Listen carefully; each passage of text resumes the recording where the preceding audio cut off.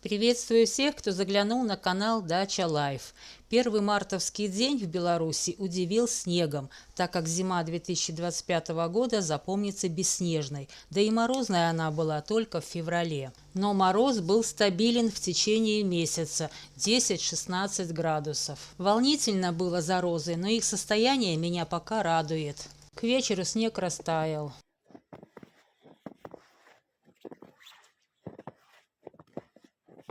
А вот и проблема, которая для меня пока остается не совсем ясной. К мразобоинам она не имеет никакого отношения. Когда розы уже начали вегетацию, заметила необычный разрыв коры. Пока только на 3 розах. Побег прошлого года. Ну кто же может так вредить? Вот так выглядит разрыв коры изначально. Да и заметить такой свежий разрыв коры практически невозможно. Легче увидеть проблему у розы с красными побегами.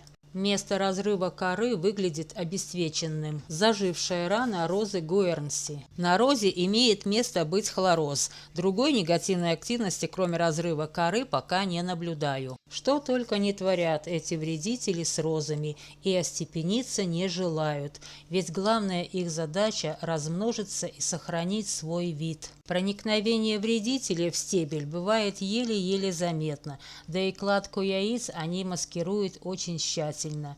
Последствия их деятельности тоже бывают абсолютно разные.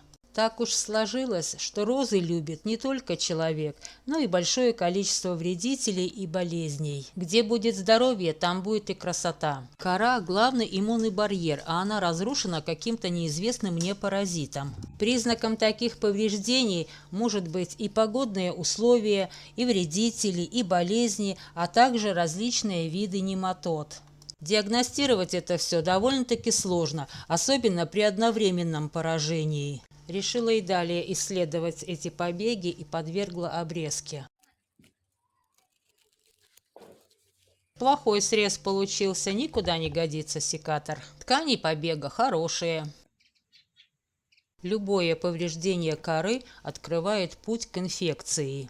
На мой взгляд, трещина – это ответная реакция растения на последствия проникновения грибов, инфекций, либо травма, а причина трещины является очень быстрый рост клеток камбия, что и вызывает разрыв. Вот эта трещина образовалась еще осенью, до заморозков, от большого количества влаги. В этом побеге вредитель произвел кладку яиц. Этих вредителей совсем не хочется видеть в своем саду. С их подачей роза становится легкой добычей для разных патогенов.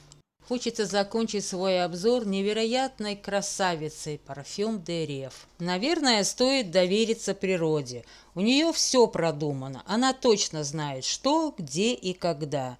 Только единение с природой поможет принять разумное решение. На этом все и до новых встреч!